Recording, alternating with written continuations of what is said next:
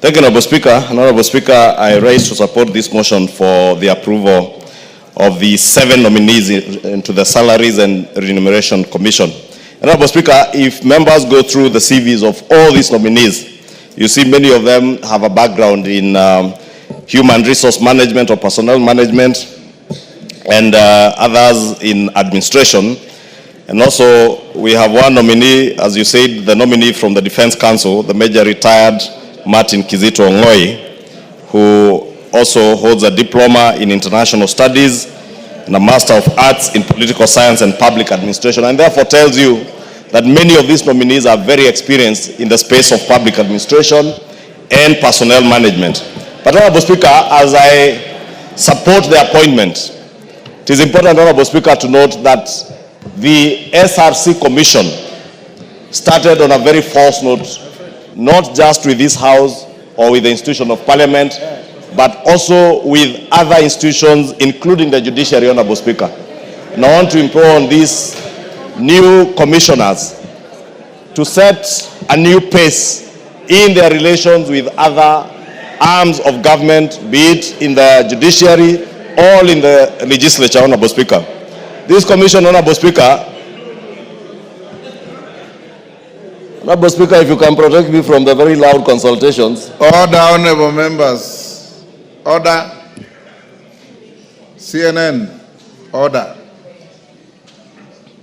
You come from the same direction. I'm sure you could have talked as you are coming here. Order, let's listen to one another. Thank you, Honorable Speaker. It's probably because I didn't say Happy New Year to all the members.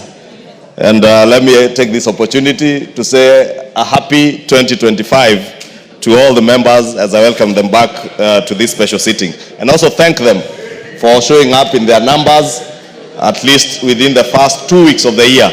That, Honorable Speaker, tells you the dedication and commitment of these members.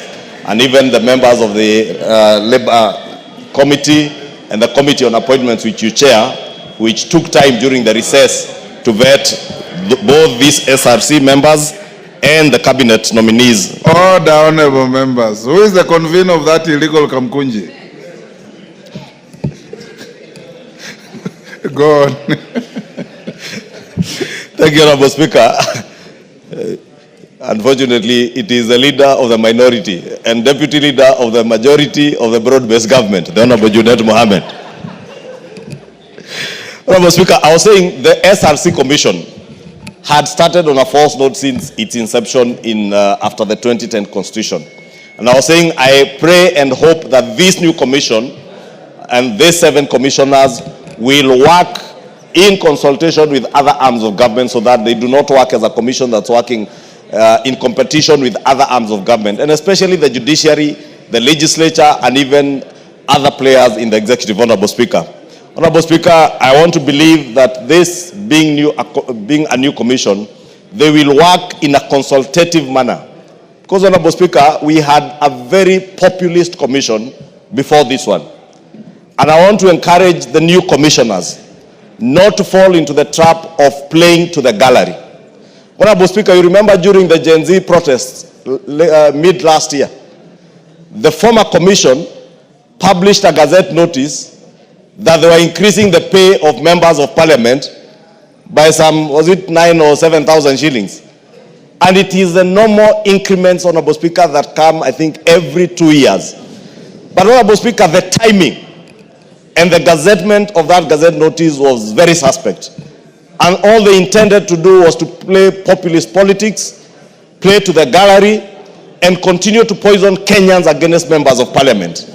Honorable Speaker, these members of parliament work, and they have a lot of work that they do both in the house and outside the house, and nobody should demonize them on account of their work.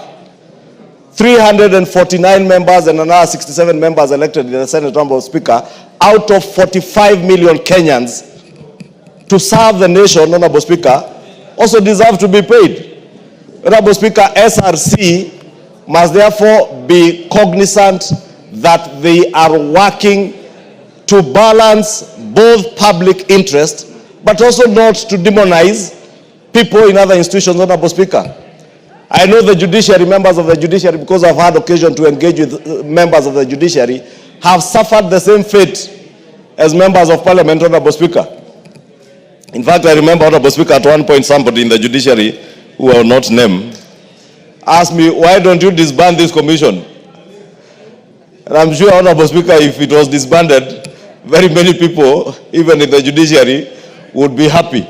But, Honorable Speaker, we want the commission to stay because we want a balance in how we conduct our public affairs, especially in matters to do with personnel management, remuneration of public officers, but it must be done in a measured way, in a balanced way, balancing the resources we have, but also the needs of the public service officers who are serving the people of Kenya, Honorable Speaker. Honorable Speaker, if we do not balance the needs of public servants, Honorable Speaker, then we kill not just the aspirations of young people who are joining the public service, but we also make it impossible, Honorable Speaker, for those who are already in the public service to grow as persons. And therefore, Honorable Speaker, I want to ask this commission, this new commission as they come into office, to engage other stakeholders.